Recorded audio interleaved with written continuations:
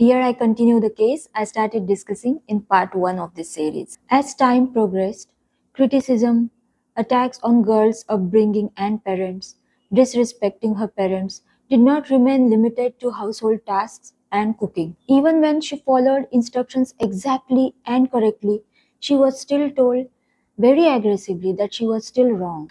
Ideally, she was supposed to have some freedom to have her own opinion as a member in family. But to keep peace, to keep in-laws happy, and to gain approval, she did follow each and every word exactly as instructed to her.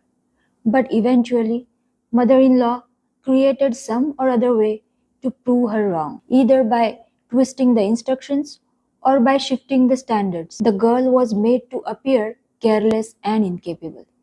This is where a deeper psychological pattern comes into picture: gaslighting. Because when the reality is repeatedly contradicted, the mind starts questioning itself. Did I misunderstand? Was I wrong even when I was right? The confusion is not accidental. It is what creates dependency upon the external validation. There was something more going on. There was constant monitoring of couples' small decisions, their normal daily conversations, personal interactions, even going out as a couple. Nothing felt private. Everything was expected to be reported, monitored, and it was questioned too. Now, this connects to a deeper family structure issue: emotional enmeshment and control through guilt. The son, since childhood, had grown up in extremely dominant parenting environment by mother, where emotional expression or disagreement was not safe, as its consequence was big and intense emotional drama and aggressive verbal attacks, sometimes accompanied by physical aggression too. So he learned silence instead of resistance.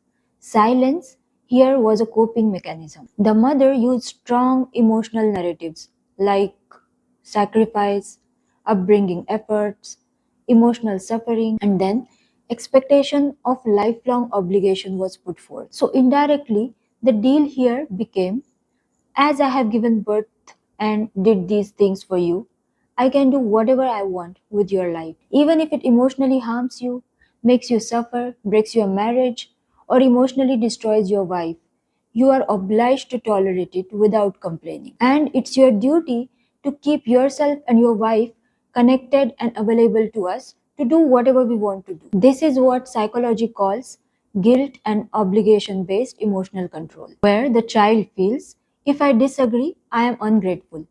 So even in adulthood, autonomy becomes difficult. But after marriage, something naturally shifts.